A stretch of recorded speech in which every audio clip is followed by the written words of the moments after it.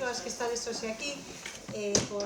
Este luns iniciouse oficialmente a campaña electoral das eleccións á reitoría da Universidade de Vigo.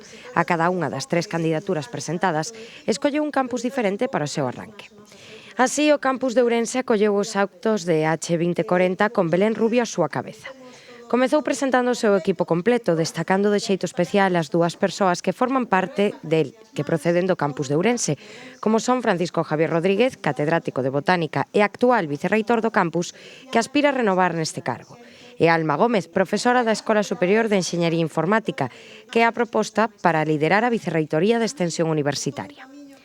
A candidata expuxo ao público presente nos diferentes actos en Ourense unha panorámica da súa proposta, articulada en 20 liñas programáticas, desenvolvida en 40 compromisos concretos e na que se aposta por seguir sendo a Universidade das Persoas.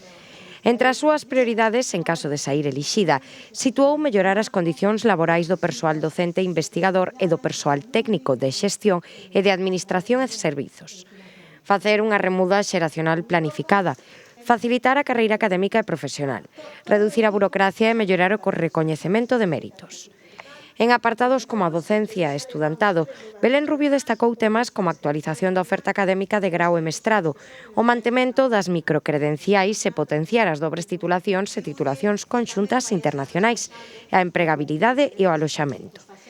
Noutros apartados, como investigación e transferencia, propuxo máis apoio con iniciativas como a simplificación de procedementos de xestión de investigación coa creación dunha xanela única de xustificación. Máis persoal técnico especializado en proxectos ou o desenvolvemento de microproxectos competitivos.